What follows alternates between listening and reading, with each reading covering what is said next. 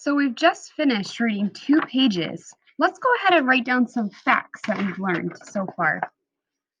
If we go back to the first page, we know that this story takes place in 1815. You can see it right here in the text. So I'm going to write this story is in 1815. Oops, sorry, my lights went out. Just 1 second.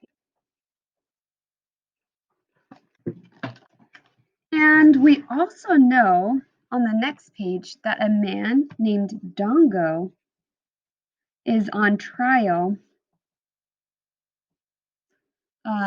for taking, let's see, where does it say? For kidnapping people and selling them as slaves.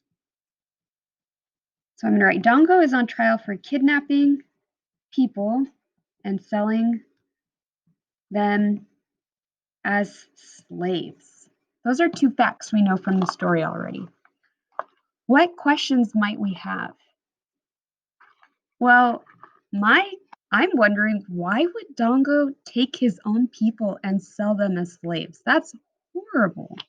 So I'm gonna write, why would Dongo do this?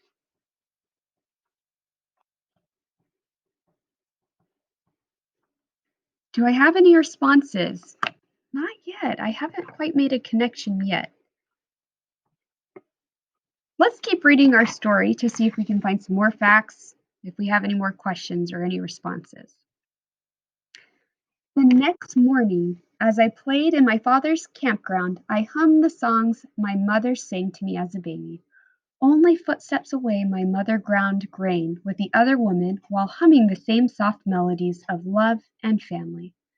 When I thought I saw a little bird I had freed from its cage at the marketplace flying above me, I followed its flight all the way to the outskirt of the settlement. I flapped my arms as it flapped its wings, as if that could allow me to fly. Therefore, I didn't hear the footsteps that came up behind me.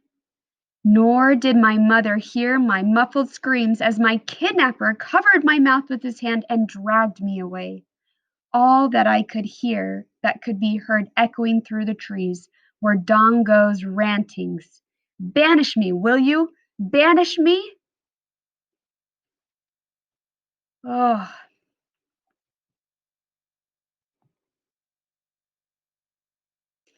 I will never forget how it felt to be forced to walk, bound and beaten for endless miles, each step taking me farther away from my mother and father. As I marched, hundreds of other shackled and stumbling black men, women, and children, taken as prisoners of war or kidnapped like me, joined us. We were held by slave catchers like Dongo across Western Africa up to the edge of the Western shore. This is so horrible. So I learned a fact is that people were kidnapped and marched hundreds or endless miles, lots of miles. They were treated horribly.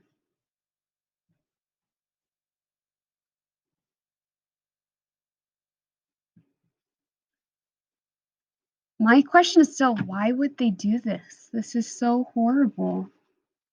And, I feel like Minna must have been really scared. That's a response I'm going to write.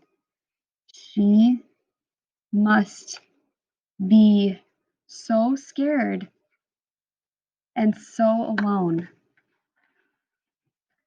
Do you have any facts that you learned from this so far? Or any questions?